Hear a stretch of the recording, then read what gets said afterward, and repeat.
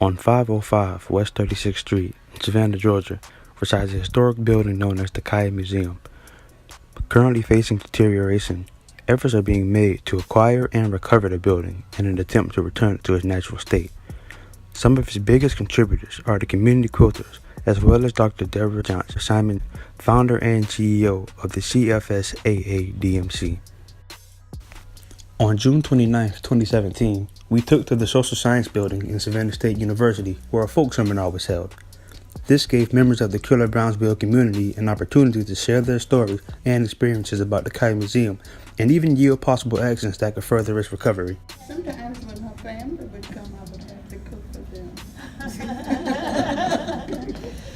Well, did she do much cooking? Because I've been told that he liked to cook too, but that was basically once he went fishing. Yeah, she liked to cook. Okay. She'd be cooking in that kitchen in the evenings for Dr. Kiah's dinner. Okay. See, we were in the house all the time because next door, you know. Mm-hmm. And my son Earl used to be, I had to call looking for him because he was over at her place all the time. Oh, in 1966 when I was born, and my memory of the Kiah Museum, we used to always hang around. Mr. Futch had a laundromat. He owned those buildings. Mm-hmm. And there was Mr. Maxwell, John Maxwell had a store there. So we couldn't go across West Broad Street to go to Montgomery. We'd sneak there, but to go to Montgomery Street, to go to Minuteman Market or something like that. But we had to use Max stores, so we were living off the Burroughs area. Mm-hmm. So sometimes we didn't have a place to play. Oh yeah, we didn't have a place to play, and my mom wouldn't let us go to, mom made us go to private school. She was just really, really funny about things. But she wouldn't let us go to 38th Street Park. So when we leave Mac's store, we'll just go and play between where the Futch building is and the museum, mm-hmm. and we were making a lot of noise, about 10 of us. A lot of girls, but we were making a lot of noise. But we was playing kickball. It was just an alleyway there, mm-hmm. but then there was a space behind the building where the museum and right there meet. She would come to the window, and then finally she came out to from the front door, and she said, "Why don't y'all come in?" Now, that's why I had asked that question about the community, because I work as a professional. I engage communities. I build communities in rural areas so that older people can age in place and mm-hmm. stay in their homes. So that's what I do for my job. So that's why I kind of keep focused on community. But she would come out to the front and she would say, "Y'all come on in." She would take a small donation. She said, "Whatever y'all would have," mm-hmm. but she taught us how to give our money. Mm-hmm. If we had a quarter, 10 cents, we didn't give them $1. That $1 bought a lot. 10 cents or a quarter, and she had a little, well, it wasn't a jar, but something where you can drop the donation in there. Mm-hmm. But because of Miss Kiah, that's museum people. I think that I have an appreciation for museums. I mean, my husband, my family, they know that every time we go out of town, I want to find a museum. And I think I got that.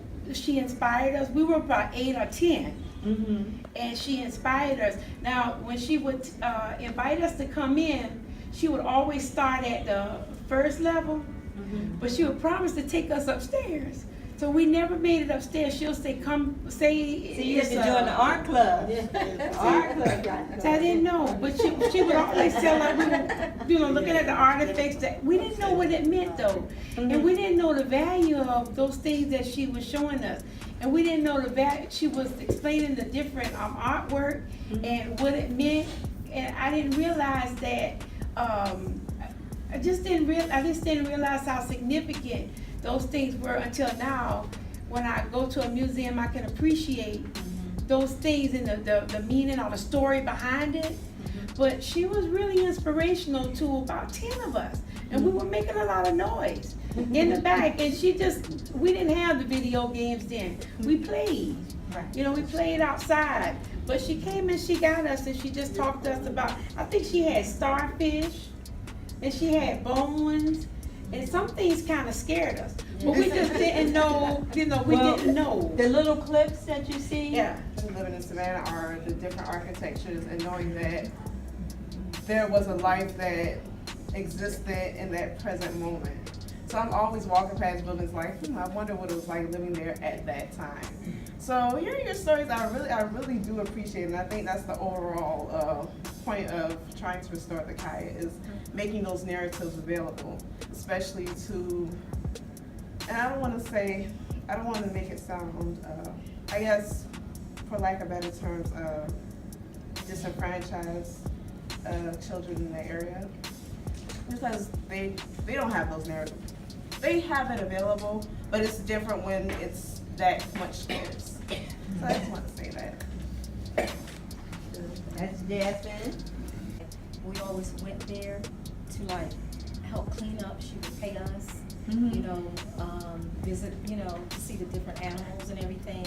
Okay. And she was very encouraging to us, a very positive role model, as well as Mr. Garrison and Mr. Law.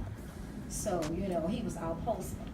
Yes. So, yes. And I've seen So- quite a bit of communication between them and the people at the city who have the WW collection are working with us. Okay, she came and she visited the archives. I manage the archives at Savannah State University.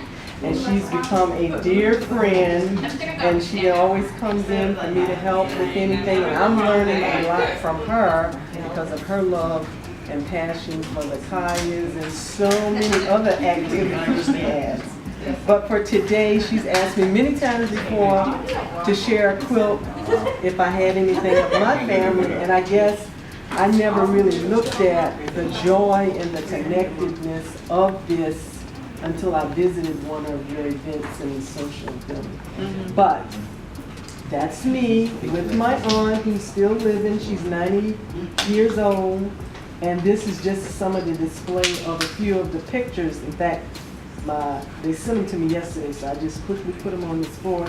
I asked her a couple of questions yesterday as to when did she learn how to sew a quilt. She said she learned how to sew when she was 12 years old from her mother, and she started making all of her own clothes, but she didn't actually start quilting until she was 72 years old. So, Never too late. yeah, and I asked her, of course, which is her favorite quilt, and she laughed and immediately said, all of them are my favorite, so it makes me think she treats them like her babies.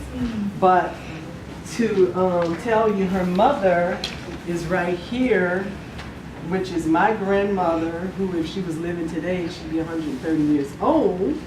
But I'm excited to tell you I have her pillow that my grandmother made.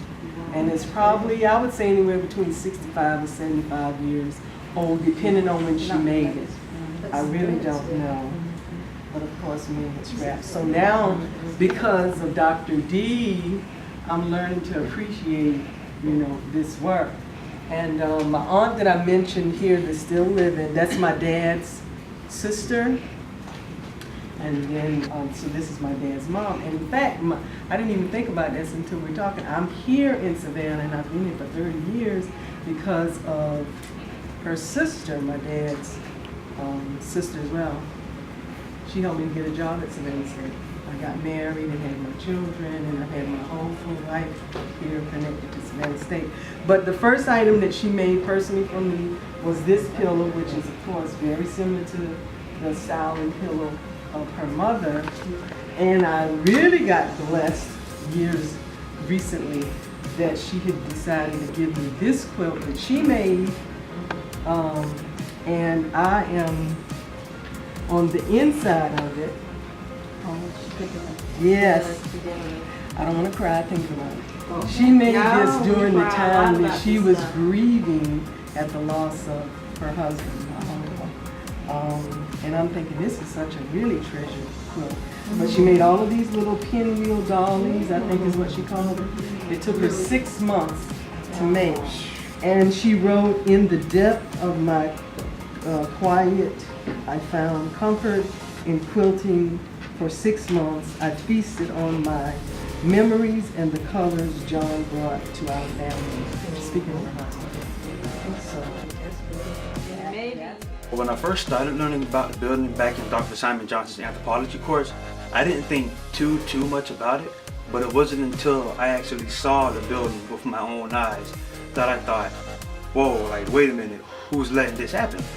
So that's why I think it's way more impactful to actually see the building and physically see its deterioration to gain a better understanding of what's going on and what we need to do and what can be done. And that's why I want to help out as well as get as many people as possible to contribute as well. We know that we are not one-dimensional, that if we have to dig up bones later on, we'll be able to put some things in context because we've done some work with cultural. You know, what was going on in the culture, what was going on with the people at the time that the time and place that we're looking at. So with the Kiahs, we weren't going to do archaeology, go over and do a dig. We wanted to learn about them through a cultural setting. And in the Black community, where's the best place to learn about that?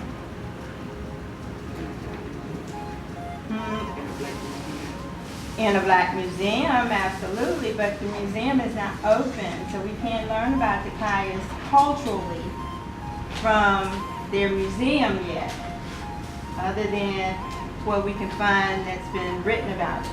And you've seen some of those articles and things in some of the notebooks that we've put together. What's another way we can find out about it?